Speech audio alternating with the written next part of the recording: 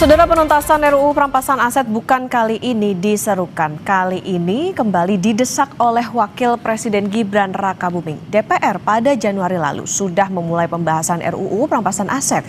Lalu faktor apa yang bisa membuat RUU ini cepat selesai atau ada apa sajakah faktor penghambatnya? Kita ulas bersama dengan Wakil Ketua Badan Legislasi DPR fraksi Golkar Ahmad Doli Kurnia, kemudian ada Komisioner KPK 2015-2019 Saud Sitomorang, dan tenaga ahli utama Badan Komunikasi Pemerintah Kurnia Ramadana. Selamat pagi Bang Doli, Pak Saud, dan juga Mas Kurnia. Selamat pagi Mbak, Assalamualaikum. Waalaikumsalam warahmatullahi wabarakatuh.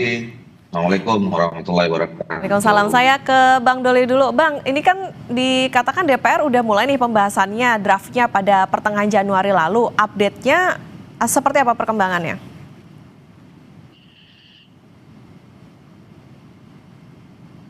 Iya, betul. Halo. Ya, update-nya gimana Bang Halo. Doli? Iya, ini kan kita di DPR sebetulnya sudah merespon cukup baik ya. Bahkan kemarin di akhir tahun 2025, tepatnya sekitar bulan September dan Oktober, kami di Badan Legislasi itu kan sudah merevisi Prolegnas ya, dan kemudian memasukkan rencana pembentukan undang-undang perampasan aset ini sudah kita masukkan dalam list prolegnas, bahkan di dua tempat, yaitu prolegnas di tahun 2025 dan kemudian juga prolegnas di 2026. Nah, itu adalah untuk mengantisipasi bahwa kalau memang semua dan segala sesuatunya dikoordinasikan selesai dengan pemerintah, bisa dimulai akhir tahun 2025, kita juga sudah siap. Tetapi kalau kemudian memang dua hal ya, kalau belum dibahas di tahun 2005 atau kemudian dibahas 2025 tapi belum selesai, itu kita sudah punya jaring pengaman, kartu pengamannya di tahun 2026. Nah, alhamdulillah kemarin Telkom 3 yang memang disepakati untuk membahas undang-undang ini bersama dengan pemerintah itu sudah memulainya. Nah, kita tinggal menunggu dan kemudian mendorong ya supaya memang ini segera prosesnya cepat dan bisa selesai. Oke, berarti di Komisi 3, nah ada laporankah Bang soal dari Komisi 3 ke baik DPR, apa aja isinya? Kan biasanya proses di DPR itu ketika inisiatif atau penyerahan pembahasannya diserahkan ke masing-masing komisi, yaitu sepenuhnya materi ya, dan apalagi itu kan dimulai nanti dari draft naskah akademik dan draft rancangan undang-undang yang itu dilakukan oleh Badan Keahlian Dewan. Tentu nanti sudah ada pembahasan di teman-teman Komisi 3 yang kita serahkan. Nah, jadi materinya sepenuhnya. Ya, Bang Doli? Oke, mungkin saya ke Mas Kurnia dulu. Mas Kurnia, ini kan tadi dikatakan oleh Bang Doli, ini sudah masuk prolegnas dan juga nantinya akan dibahas di Komisi 3, artinya ditekelnya oleh Komisi 3. Nah, tiba-tiba juga Wapres... Mereka bisa menyelesaikan rancangan undang-undang itu. Ya. Oke, Mas Kurnia, nah tiba-tiba Wapres Gibran bicara soal perampasan aset dan koruptor harus dimiskinkan. Apakah ini juga menjadi suatu sinyal keseriusan begitu dari DPR akhirnya juga membahas ini, akhirnya melanjutkan ini? Apa latar belakangnya juga sehingga Wapres Gibran ini mengatakan atau membuat semacam rilis begitu soal keseriusan RUU perampasan aset ini? Iya, ada 3 kondisi yang melatar belakangi pernyataan Mas Wapres beberapa waktu lalu tentang urgensi pengundangan undang-undang perampasan aset.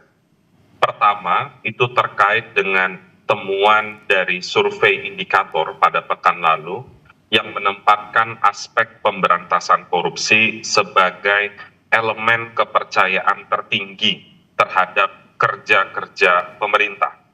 Kondisi kedua adalah terkait dengan indeks persepsi korupsi yang pekan lalu juga dilansir oleh Transparansi Internasional. Ada aspek perbaikan dan evaluasi di lingkup pemerintah dalam merumuskan kebijakan pemberantasan korupsi. Kemudian yang ketiga, Mbak Okta, terpenting rancangan undang-undang perampasan aset sebagaimana disampaikan oleh Mas Wapres bukan baru ini saja bergulir. Undang-undang ini sudah menjadi tunggakan legislasi sudah sangat lama. Maka dari itu, pemerintah dalam hal ini tidak hanya Mas Wapres, pernyataan Mas Wapres itu selaras dengan pernyataan Presiden berulang kali yang juga mendesak agar undang-undang perampasan aset ini segera diundangkan.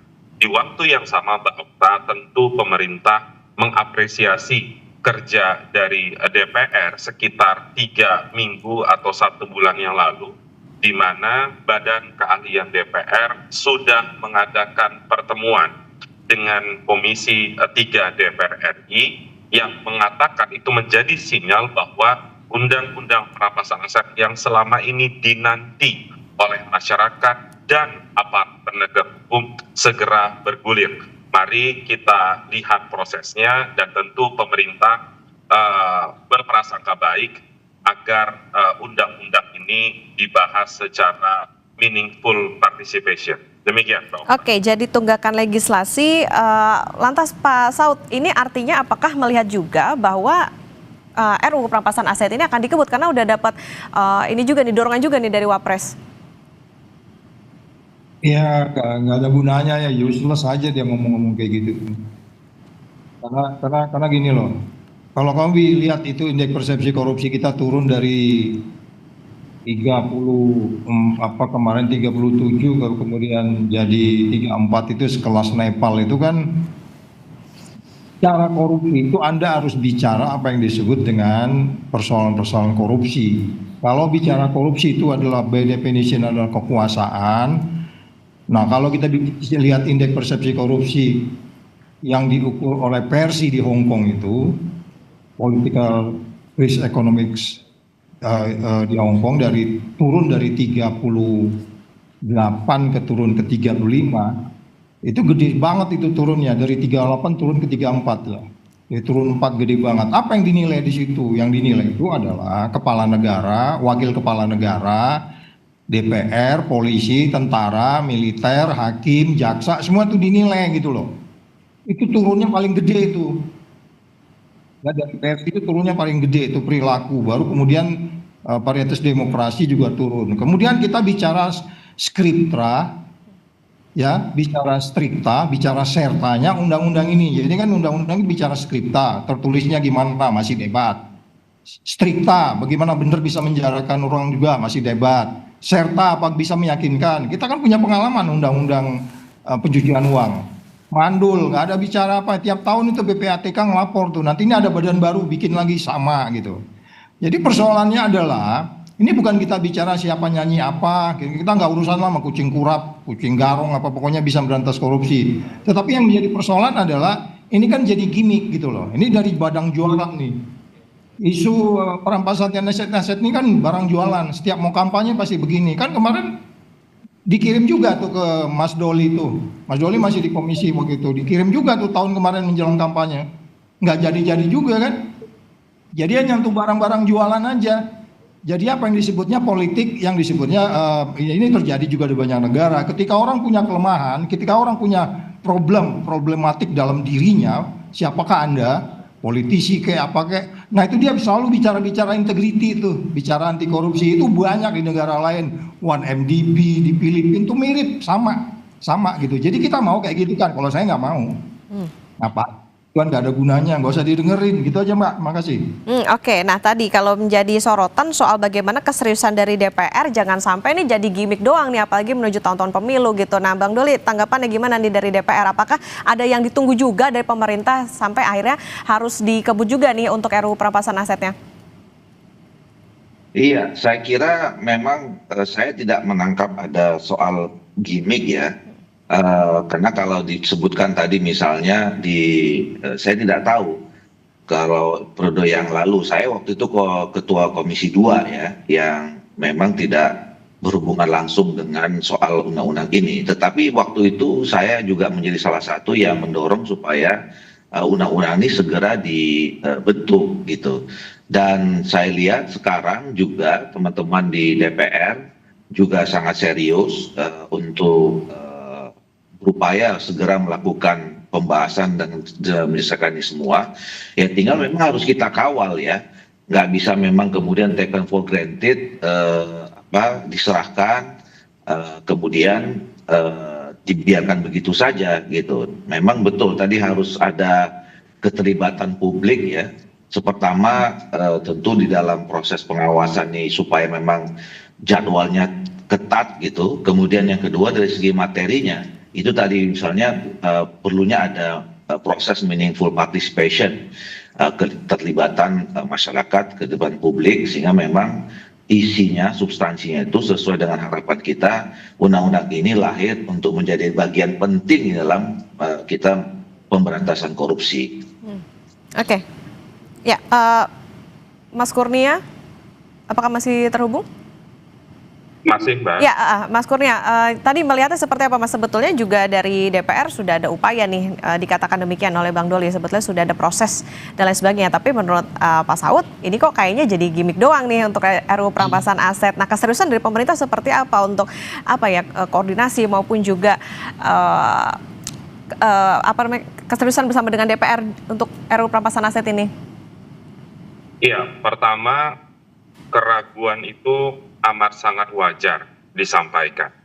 Karena secara faktual memang kalau kita melihat naskah akademik rancangan undang-undang perampasan aset itu sudah ada Mbak Okta sejak tahun 2008. Jadi praktis lebih dari 15 tahun undang-undang ini dinanti oleh semua pihak. Bukan hanya dinanti oleh masyarakat, karena secara faktual memang undang-undang ini amat sangat dibutuhkan oleh aparat penegak hukum.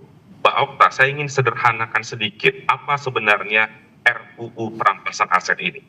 Kalau kita bicara tentang penegakan hukum tindak pidana korupsi, selama ini berfokus pada penegakan hukum orang, pelaku, individu, in persona. Kalau kita menggunakan rezim perampasan aset, maka kita memindahkan aras hukum pidana dari in persona menjadi in rem, aset. Fokusnya adalah aset yang tercemar dari praktik kejahatan, tidak peduli pelakunya ada di mana. Dan juga Mbak Okta, meskipun memang ketika ini ada undang-undangnya ada di DPR, ada banyak hal yang nanti harus dibahas lebih lanjut. Misalnya yang pertama, lembaga mana nanti yang akan mengelola aset tercemar tindak pidana. Kemudian yang kedua misalnya, adakah batasan waktu dalam proses penegakan hukum? Kenapa ini penting Mbak Okta?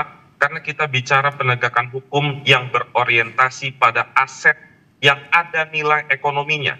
Maka kalau ini berlarut-larut penegakan hukumnya, ada potensi pengurangan nilai aset tersebut. Mbak Okta, undang-undang ini sebenarnya sudah jamak dilakukan di banyak negara. Mas Wapres juga sudah menyampaikan secara contoh lain misalnya ada negara Filipina, ada Australia, ada Amerika Serikat yang sudah berhasil untuk memaksimalkan pemulihan kerugian akibat tindak pidana. Terakhir Mbak Okta, undang-undang perampasan aset ini sebenarnya tidak hanya bicara tentang tindak pidana korupsi. Ketika kita bicara tentang undang-undang perampasan aset, maka kita bicara tentang tindak pidana ekonomi. Ada korupsi di sana, ada narkotika di sana, ada terorisme di sana, dan ada banyak tindak pidana lain.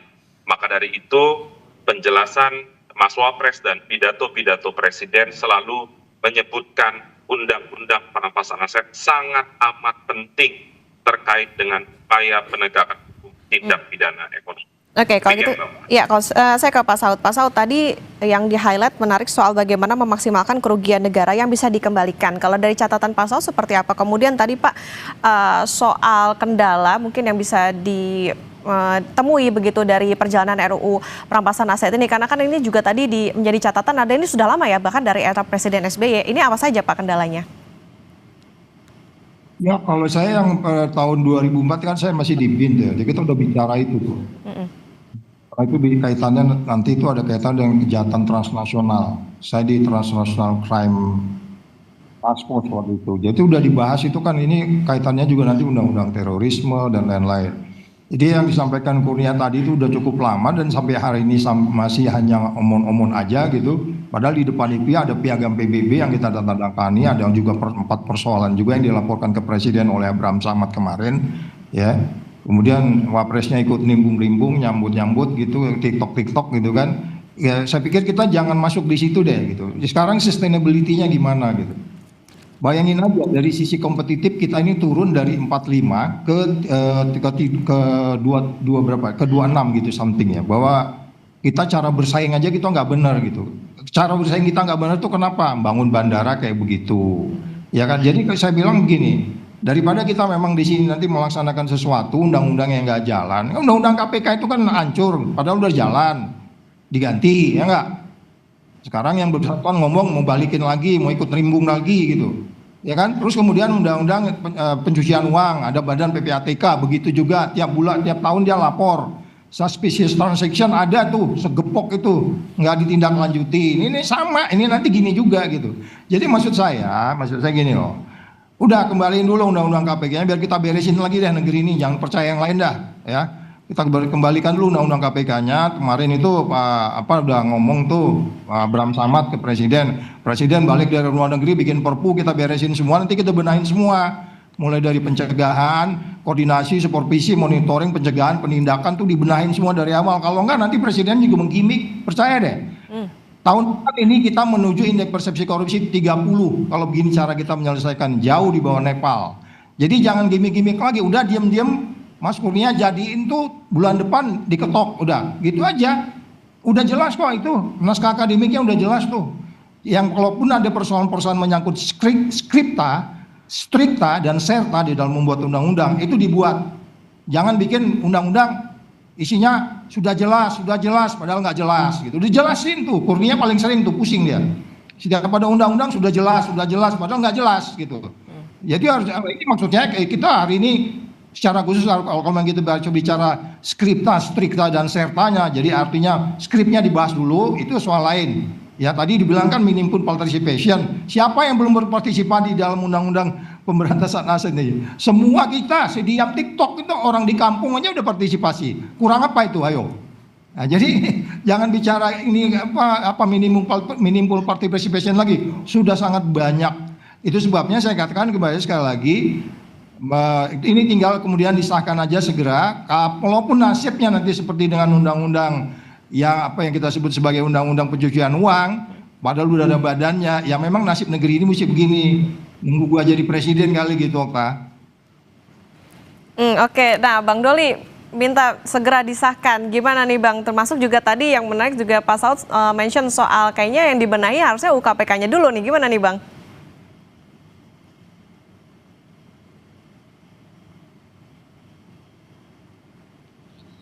Bang Doli?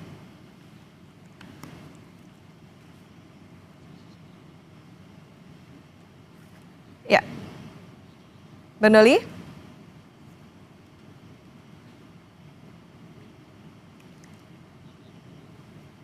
Oke, kalau gitu saya ke Mas Kurnia dulu deh. Ya, Bang Doli, apa sudah terhubung?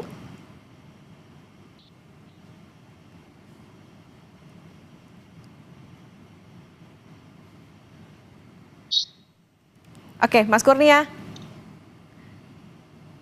Halo, ya. Ya, kalau gitu saya ke Mas Kurnia. Mas Kurnia tadi kalau ya. Halo. Iya, Bang Doli sudah terhubung ya? Halo.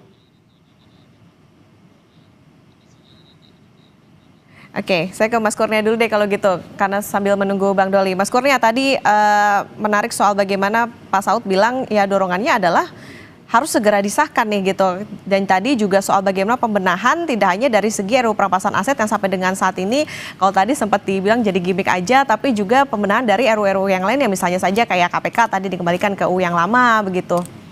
Tanggapan Anda? Iya, soal pernyataan Pak Saud itu urgensi pengundangan undang-undang perampasan aset sulit dibantah. Mengapa? Karena Pak Saud adalah mantan pelaku sejarah, sebelumnya adalah pimpinan penegak hukum. Sehingga Pak Saud tahu betul betapa pentingnya Undang-Undang Perampasan Aset hari ini. Mbak Okta, saat ini penegakan hukum pemberantasan korupsi mengalami kondisi yang stagnan. Dalam konteks stagnan, legislasinya seperti ini logikanya.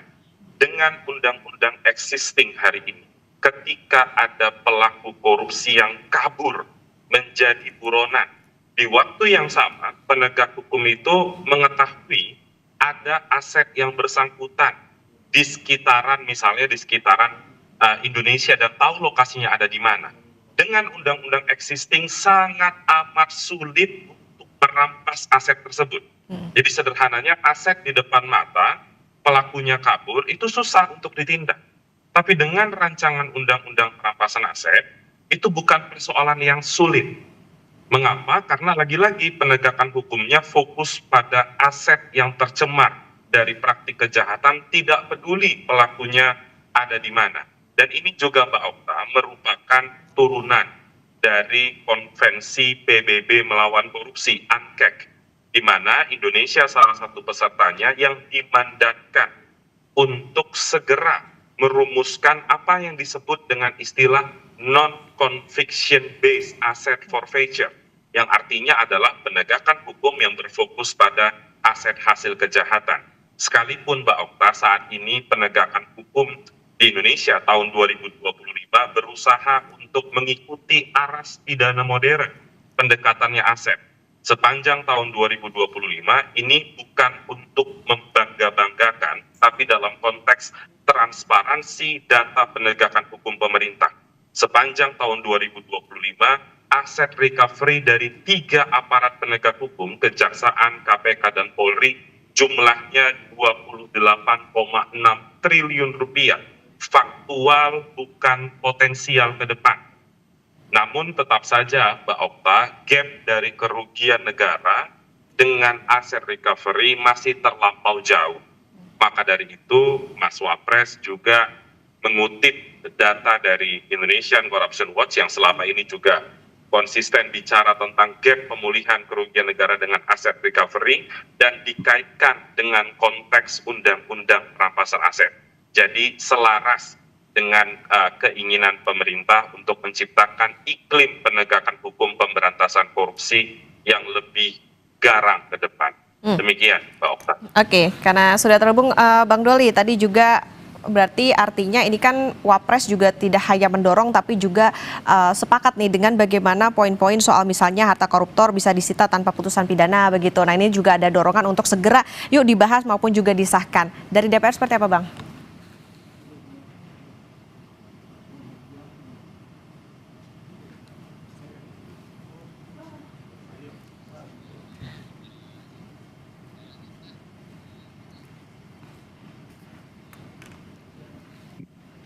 Oke, saya ke Pak Saud kalau begitu. Pak Saud, jadi dari sepanjang pembahasan ini tentunya kan tadi juga Pak Saud mention juga soal bagaimana gimmick ini juga nggak lepas dari bagaimana partai politik yang berada di DPR. Jadi ini dilihatnya masih angot-angotan kah atau seperti apa Pak Saud di tingkat DPR nih? Ya, kali lagi saya mengatakan gini loh ya, saya nggak deal sama orang-orang yang punya background apapun gitu. Kalau dia memang mau mencintai negeri ini, kemudian supaya kita pelan-pelan secara bertahap bisa sebagai negara tetangga atau negara-negara yang punya rasa cinta terhadap tanah air, ya jelaslah para koruptor ini mana cinta tanah air, itu menyengsarakan orang kok. Itu kan sekarang banyak orang bunuh diri di bawah itu bukan karena sesuatu yang kemudian dia tekan ke keluarga, karena negara nggak memperhatikan rakyatnya, karena ke negara sibuk ngurusin koruptor gitu. Jadi sekali lagi apapun yang disampaikan siapapun gitu ya, tetapi kalau kita bicara ke belakang, kita ini kan bukan baru Mbak hidup di Indonesia. Hari per hari ini kita catat semua kegiatan orang. Hari per hari walaupun nggak kita catat, kita buka data di digital itu terlihat semua. Orang-orang tidak konsisten dengan ucapan, tindakan, dan pikirannya. Jadi kita kan nggak mau masuk muter-muter di situ gitu. Jadi kalau ada orang mau bicara seperti itu, ya kita tanda tanya, ini apa? Anda mau ngapain? Kenapa saat Anda bicara? Kenapa saat Anda menjabat tidak melakukan? Itu kan jadi pertanyaan. Nah sekarang Anda menjabat, lakukan aja, nggak usah ngomong-ngomong gitu loh. Jadi sekali lagi ya tinggal Wapresnya ngomong sama presidennya, duduk baik-baik nih gimana negara sengsara ini, pasar modal kayak begini, ya mau diapain? Segera yang prioritas ini, bentuk tim anti korupsi. Timnya aja sekarang coba, timnya di mana? Saya nggak ngeliat nih, 3 institusi yang ada ini mereka koordinasi, supervisi, monitoring, pencegahannya benar-benar memiliki suatu society atau katakanlah community yang baik. Enggak, saya nggak lihat tuh, agak berbeda kan. Makanya kenapa ribut Thomas Lembong, Ibu Ira, Nadiem, terus ada lagi Pertamina sekarang itu kan kemana-mana ceritanya. Coba tonton tuh semua, masyarakat menilai. Masyarakat ini lebih wisdom loh daripada 400 orang di DPR sana. Jelas masyarakat lebih wisdom, mereka lebih logik, mereka lebih bebas konflik kepentingan, mereka lebih objektif, mereka nggak punya nilai-nilai yang tidak jujur untuk meneruskan membangun dengan baik gitu ya kan, yang disebutnya wisdom crowd itu pastilah lebih wisdom itu tadi, makanya meaningful participation itu sudah dilakukan, meaningful participation itu bahkan udah ngomong orang di TikTok. Kurang apa di situ? Katakan yang ngomong itu tukang becak sekalipun, dia ngerasakan di bawah. Atau kemudian ada TikTok seorang menteri gitu, dia udah mau ngomong gitu.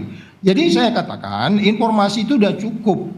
Tinggal kita memastikan bagaimana ini dijalankan, kemudian selesai pemerintahannya 5 tahun, indeks persepsi korupsinya bisa di atas Malaysia. Punya target dong, coba tanya, punya target nggak pemerintah sekarang? Saya belum pernah dengar mereka punya target, berapa indeks persepsi korupsi? Karena itu ukuran. Dari 9 lembaga itu harus disasar satu-satu. Persaingan gimana, pasar modal gimana, lingkungan hidup bagaimana, polisi gimana, tentara gimana, ya kan? Hakim, jaksa itu kan nggak ada format-format itu, ya kan? Kemarin kan udah kejadian, udah dinaikin gaji masih kena OTT.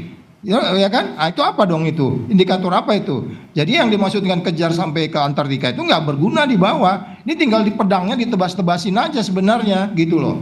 Dengan undang-undang yang ada pun, katakanlah Mas Doli dan kawan-kawan sulit untuk menyelesaikan hanya menyangkut masalah skripta, strikta dan serta tadi itu. Ada ayat-ayat yang masih belum bisa diselesaikan dengan baik. Dengan yang ada sekarang saja pun kalau mau itu dilakukan oleh Mr. Presiden, kita bisa clear dengan cepat.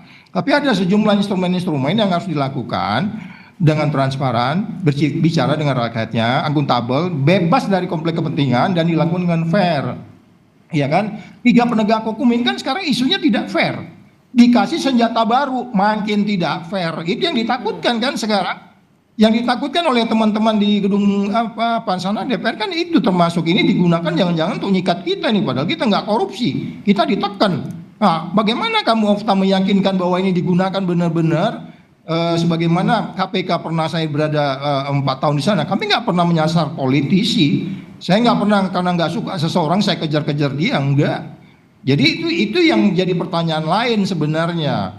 Jadi itu yang menurut saya Presiden harus membentuk sebuah tim yang benar sebagaimana mereka bentuk Polri tadi, gitu Mbak. Oke, baik, Bang Doli tadi soal bagaimana yang jadi catatan adalah bagaimana konsistensi dari DPR, kemudian juga ada target nggak nih Bang? Karena ini kan yang jadi pertanyaan dan juga ditunggu-tunggu oleh masyarakat. Iya, saya setuju ya yang disampaikan oleh Bang Saud itu. Pertama saya mau tegaskan ini kan memang sekarang ini pemerintahan baru ya. Oke, boleh kita lihat bahwa pengalaman selama ini sudah pernah diajukan tapi tidak pernah dibahas dan dituntaskan gitu. Nah, tapi kalau kita lihat semangat dari pemerintahan ini, terutama Pak Prabowo ya, itu kan berkali-kali sudah menyatakan bahwa keinginannya untuk memberantas korupsi. Nah, tapi juga ternyata kita melihat fakta yang nggak bisa kita tutup mata gitu, bahwa indeks persepsi korupsi kita ini semakin hari semakin tidak baik gitu. Nah, ini PR yang sangat serius, menyambungkan artinya keinginan, niat baik, pernyataan-pernyataan itu menjadi kegiatan atau tindakan yang lebih konkret gitu. Dan saya setuju bahwa memang dalam rangka pemberantasan korupsi ini nggak bisa hanya kita menggantungkan kepada satu undang-undang yang disebut perampasan aset. Katakanlah misalnya ini undang-undang selesai ya, cepat gitu. Tapi kalau kemudian tidak didukung oleh sebuah ekosistem yang dibangun dengan baik untuk memberantas korupsi gitu ya, itu juga mungkin tidak bisa maksimal. Termasuk kemarin kan seminggu ini kita membahas isu soal apakah undang-undang KPK itu perlu direvisi. Saya kira kalau kita mendengarkan informasi dari tokoh-tokoh kritis yang ketemu Pak Presiden, itu kan memang sudah juga ada dinyatakan akan dilakukan penguatan ya kembali terhadap KPK kalau selama ini dianggap memang itu kurang maksimal kekuatannya, kira-kira begitu. Nah, jadi kalau kembali ke pertanyaan tadi, saya bersama dengan teman-teman Balik kemarin itu di dalam menyusun daftar prolegnas, ini kan adalah bagian dari komitmen pemerintah termasuk DPR merespon dari peristiwa Agustus. Ya, pada saat itu kan ini menjadi salah satu tuntutan dari masyarakat yang datang ke DPR.